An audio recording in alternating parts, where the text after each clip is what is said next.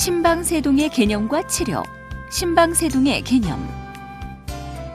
심장의 구조와 정상 심장박동.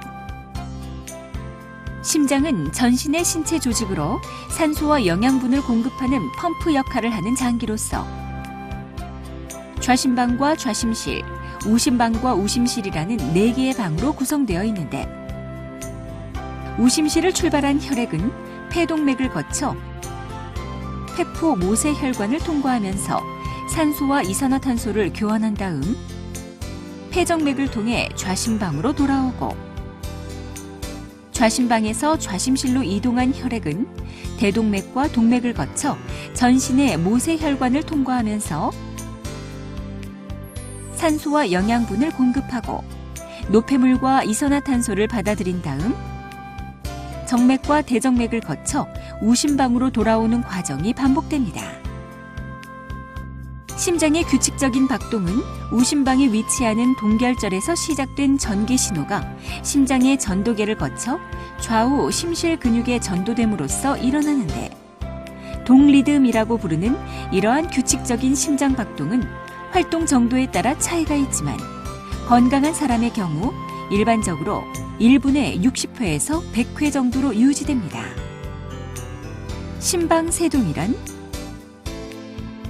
심방세동이란 심장의 맥이 불규칙하게 박동하는 부정맥의 일종으로 동결절에서 규칙적으로 신호가 발생하여 전파되는 동리듬과 달리 심방의 여러 곳에서 전기 신호가 빠르게 발생함으로 인해 심방이 균일하게 규칙적으로 수축하지 못하고 무질서하고 가늘게 떨고 있는 상태를 말합니다. 심방세동의 원인과 종류. 심방세동의 발생률은 나이에 따라 급격하게 증가하는데, 고혈압이나 심근경색, 심장수술 병력, 심장판막질환, 선천성 심장기형, 심부전 등과 같은 기저심혈관 질환에 의한 경우가 많습니다. 하지만 일부에서는 갑상선 기능 항진증 같은 호르몬 이상이나 카페인, 술, 담배 같은 외부 자극에 의해 유발되기도 하고, 드물게 특별한 원인 질환 없이 발생하기도 합니다. 한편 심방세동이 간헐적으로 갑작스럽게 발생하였다가 7일 이내에 사라지는 경우를 발작성 심방세동이라고 부르고, 심방세동 상태가 7일 이상 지속되는 경우를 지속성 심방세동이라고 부릅니다. 심방세동의 증상과 합병증. 심방세동의 증상은 매우 다양하게 나타납니다. 증상이 심한 정도는 환자의 나이나 심장 박동의 빠르기, 기저질환 등에 의해서도 많이 좌우되며, 환자에 따라서는 증상이 전혀 없어서 본인에게 심방세동이 있는지 모르고 지내는 경우도 있습니다. 일반적으로 피로감이나 무기력감은 심방세동 환자들이 가장 흔히 호소하는 증상이며, 불규칙하고 빠른 심장박동으로 인해 가슴이 두근거리거나 답답한 증상을 겪기도 합니다.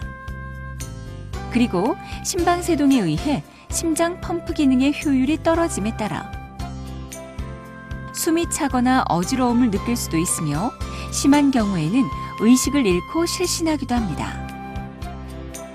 한편 심방세동 상태에서 심방이 장기간 제대로 수축하지 않으면 심방 내부에 혈액이 정체되면서 응고가 일어나 혈전이 생성될 수 있고, 혈전의 일부가 떨어져 나가 뇌혈관을 막음으로써 뇌졸중을 유발할 수도 있습니다. 이처럼 심방세동 환자는 일반인에 비해 뇌졸중 발생 위험이 5배가량 높기 때문에 특별한 증상을 느끼지 못하더라도 위험도에 따라 예방치료가 필요하며, 심방세동 환자에서 뇌졸중이 발생하면 치명적일 수 있기 때문에 적극적인 치료가 필요합니다. 또한 심방세동이 지속되면 심장 기능을 약화시켜서 심부전이 발생할 수 있고, 궁극적으로는 사망 위험을 증가시킵니다. 심방세동에 대한 치료 방법. 심방세동 환자는 뇌졸중이나 심부전 등 심각한 합병증이 발생할 위험이 있기 때문에 심방세동이 발견되면 환자분의 증상이나 동반질환, 심장 상태 등에 따라서 적절한 진단과 치료를 받는 것이 매우 중요합니다. 심방세동에 대한 치료 방법에는 아스피린이나 항응고제를 투여하여 심방 내부에 혈전이 생기는 것을 예방하고 필요시 약물을 투여하여 심방세동을 정상 동리듬으로 전환시키는 약물 치료와 심장에 짧은 전기적 충격을 가해 심방세동을 정상 리듬으로 바꾸는 전기적 동리듬 전환술, 그리고 특수한 전극이 장착된 도관을 심장 내부에 삽입한 다음 심방세동의 원인이 되는 부위를 전기적으로 격리시키는 전극도자 절제술 등이 있는데, 각각의 치료 방법에 대한 구체적인 내용은 별도의 동영상을 참고하여 주십시오.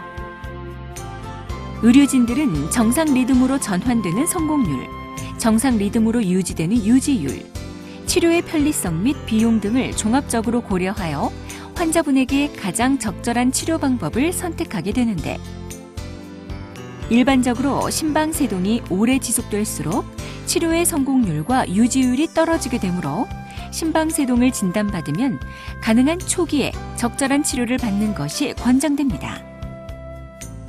지금까지 심방세동의 개념에 대해 설명드렸습니다. 감사합니다.